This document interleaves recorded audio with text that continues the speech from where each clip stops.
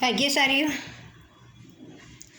ત્રિલોકના નાથની પૂજા કરવા માટે 8 પડો જ મોક્ષ કોષ હોવો જોઈએ.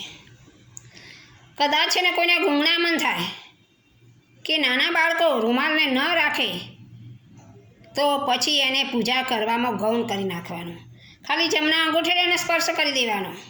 એ માટે ભગવાનની આજ્ઞા વિરુદ્ધ નહીં જવાનું.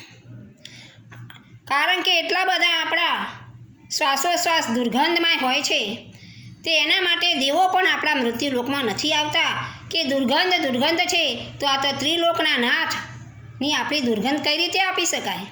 ભલે ભગવાન બોલતા નથી પણ આશાતના તો થાય જ છે. એટલે ભાગ્યશાળીઓ, બહુ લાલસા નહીં રાખવાની.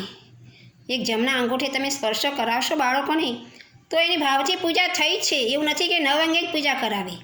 હંમેશા શાસ્ત્ર વિરુદ્ધ તમે જશો તો મોટામાં મોટી આશાતના છે. અને ભગવાને કીધું આજ્ઞા પ્રમાણે તમે આરાધના કરશો તો મોટામાં મોટી આરાધના છે, અને શાસ્ત્ર વિરુદ્ધ કરશો તો મોટામાં મોટી વિરાધના છે કે આશાતના છે. એટલે આવું નહીં કરવાનું. જે રીતે ભગવાને કીધું છે એ રીતે જ કરવાની અને એ રીતે જ પૂજા કરવાની. શાસ્ત્ર વિરુદ્ધ કાંઈ બોલાયું હોય તો મન વચ્ચેને કાયાથી મિચ્છામી કરો.